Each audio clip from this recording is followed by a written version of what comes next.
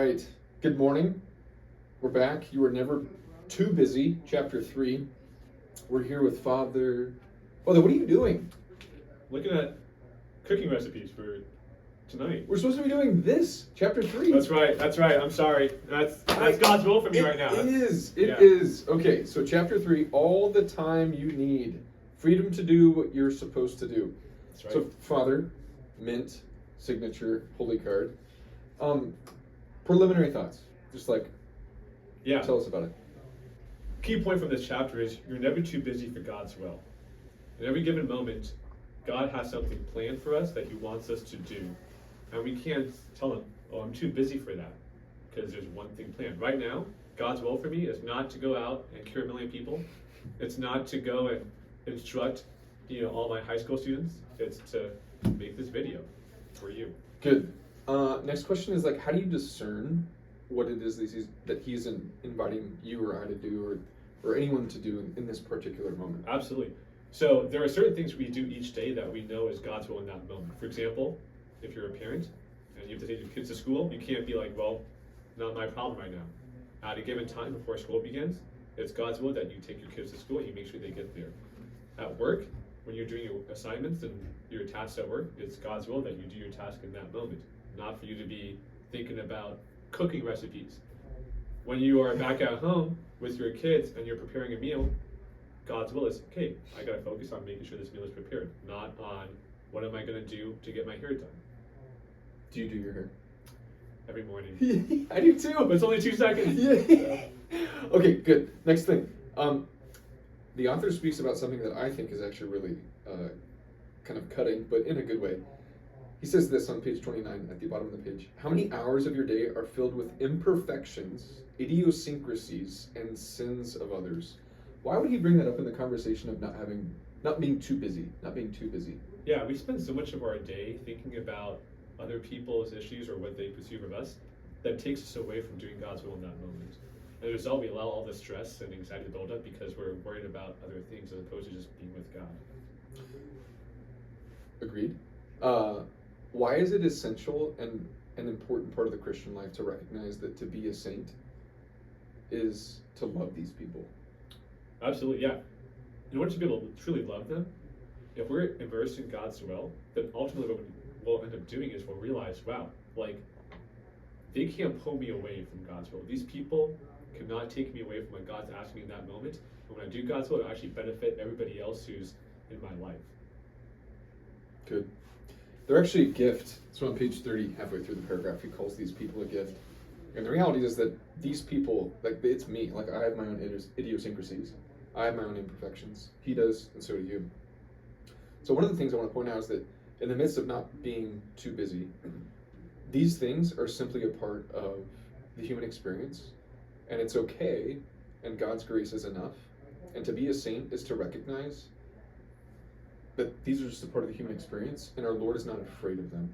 So in looking at throughout the course of our day, these idiosyncrasies, the imperfections, all these things that kind of nag at us, and they're like hooks that get in us and kind of tear at us, they have to be surrendered. So maybe that's the last point that I want to bring up, and we'll see what you have to say about this, Father. How is surrender a part of each moment, each second, each millisecond? Yeah, we like to dominate and control so much of our lives that to surrender in a given moment is to say, God, you're in charge. And God, I trust you to take care of this for me. And so when we start to do that, we realize we're living in God's will. And then ultimately, not just are we not too busy for God's will, but God is actually going to help us get rid of the business in our lives. Good. Before we get to the challenges, any final thoughts, Father? Sure. I always like St. Francis of Assisi and this idea of, hey, when death comes, what would you do? So one guy asked St. Francis, if we should die in the next hour, what would you do? Would you go to confession right away? Would you go to the church and spend time in prayer? And as he's planting his flowers, he said, nope, I'll just be here planting my flowers still. Don't you want to go and make sure you receive everything you need? He's like, I'm prepared because this is God's will for me right now. That's beautiful.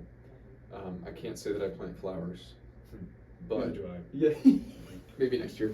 Okay, so we'll end with just a few challenges to pray with, and then to talk about if you're doing this in a small group, a family.